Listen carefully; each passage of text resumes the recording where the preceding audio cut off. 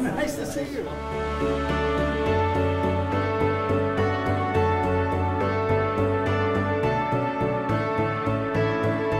Welcome to the Ringling Museum, one of the most beautiful places in Sarasota and beyond. Mixed among the happy couples getting their pictures taken and museum goers making the rounds is a group of men and supportive women who have gathered to learn more about prostate cancer. So we're just trying to make things happen. And David Morris is making things happen. He's the organizer of the event and the driving force of a group called Men to Men. Men to Men evolved into the Sarasota Prostate Initiative, a way to expand outreach, including into the African American community, where men suffer a 2 times higher rate of prostate cancer. Among the men here, 2 former mayors of Sarasota, Willie Shaw and Fred Atkins, as well as Tony Kenworthy, a retired dentist from Indiana who comes to the group's monthly meetings.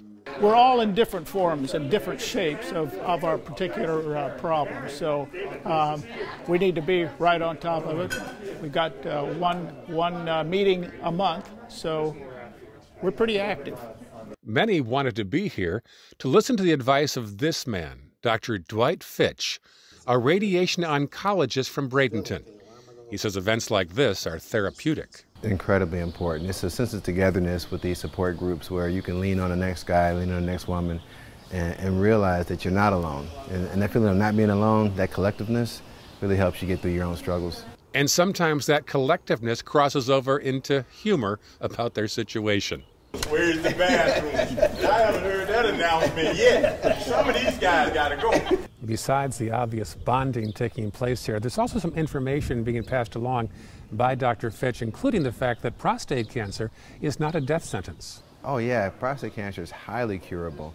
I mean, you know, a 5-year survival in excess of 95%, especially if it's found early, especially if you pay attention to symptoms, especially if you're getting screened. Dr. Fitch, that was really superb. Thank you so much. Morse later said his biggest takeaway was the fact prostate cancer detection has made a huge advancement.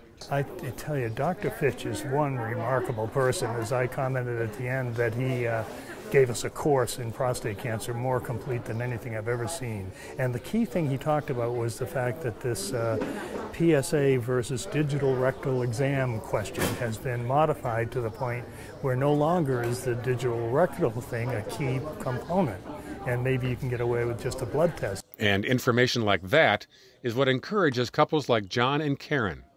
Well, there's so much disinformation out there that I think that when you get this expertise input, it really reassures you. And it was really nice to see that there was such a good support system.